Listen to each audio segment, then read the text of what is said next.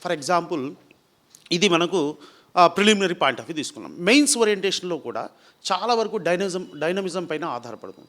For example ఇప్పుడు UPSC రీసెంట్గా 2024లో ఇచ్చినటువంటి ఒక క్వశ్చన్ని మనం చూసామనుకోండి. అక్కడ ఏమడిగాడంటే ఐపీఆర్ పైన క్వశ్చన్ అడిగాడు.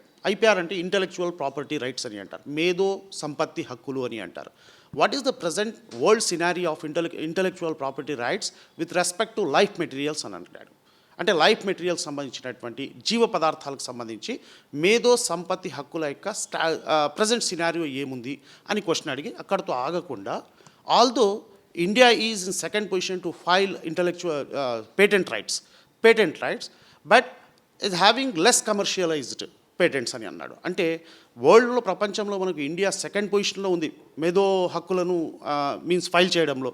కమర్షియలైజ్ చేయడంలో, వాణిజ్యపరంగా దాన్ని మార్చడంలో మాత్రం వెనకబడి ఉంది. దీనికి రీజన్స్ ఏంటి అని అడిగాడు. అంటే ఇక్కడ మనం టెక్నాలజీ డీటెయిల్గా ఇన్వాల్వ్ కాలేదు.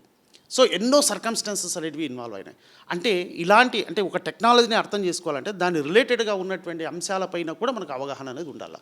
సో టెక్నాలజీ అంటే టెక్నికాలిటీలోకి టెక్నాలజికల్గా డీటెయిల్గా వెళ్ళాల్సినటువంటి అవసరం లేదు.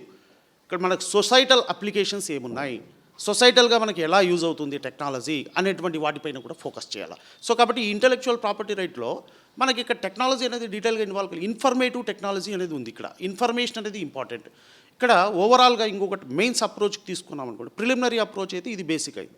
ఇక మెయిన్స్ అప్రోచ్లో తీసుకుంటే టెక్నాలజీలో ఉన్నటువంటి సబ్జెక్ట్లో ఉన్నటువంటి టాపిక్స్ అన్నింటినీ కూడా మనము డివైడ్ చేసుకోవాలి. అంటే ఫర్ ఎగ్జాంపుల్ స్ట్రాటజిక్ టెక్నాలజీ అనేది ఉంటుంది, ఇన్ఫర్మేటివ్ టెక్నాలజీ, అడ్వాన్స్ లెవెల్లో ఉన్నటువంటి టెక్నాలజీ. ఫర్ ఎగ్జాంపుల్ ఇప్పుడు స్ట్రాటజిక్ టెక్నాలజీ అని తీసుకున్నాం అనుకో. ఈ స్ట్రాటజిక్ టెక్నాలజీలో మనకు స్పేస్ టెక్నాలజీ వస్తుంది, డిఫెన్స్ టెక్నాలజీ వస్తుంది, న్యూక్లియర్ టెక్నాలజీ అనేవి వస్తాయి. ఎందుకు స్ట్రాటజికల్గా అంటున్నాము? మనకి ఏ కంట్రీ అయినా కూడా డెవలప్ కావాలంటే టెక్నాలజికల్గా అడ్వాన్స్మెంట్ అనేది ఉండాలి. ఆ టెక్నాలజికల్గా అడ్వాన్స్మెంట్ ఉన్నప్పుడే స్ట్రాటజికల్గా మనము వరల్డ్లో ఒక ఇమేజ్ అనేది క్రియేట్ చేసుకోగలుగుతాం. సో కాబట్టి స్ట్రాటజిక్ టెక్నాలజీ పైన మనం చాలా ఫోకస్ చేయాల్సి ఉంటుంది. ఫర్ ఎగ్జాంపుల్ డిఫెన్స్ సెక్టర్ అనేది ఉంది. ఆ డిఫెన్స్ సెక్టర్ తీసుకున్నాం అనుకోండి, మనం డిఫెన్స్ సెక్టార్లో ఉన్నటువంటి టెక్నికాలిటీలోకి డీటెయిల్గా వెళ్ళాల్సిన అవసరం లేదు. ఇప్పుడు ఈ మధ్య కాలంలో మనకి న్యూస్ ఆర్టికల్ చాలా వింటున్నాం. ఫర్ ఎగ్జాంపుల్ మాకు ఈ ఇజ్రాయిల్ పాలస్తీనా వార్ కావచ్చు, లేదంటే ఇజ్రాయిల్ ఇరాన్ వార్ కావచ్చు, లేదంటే ఉక్రెయిన్ అండ్ రష్యా వార్ కావచ్చు.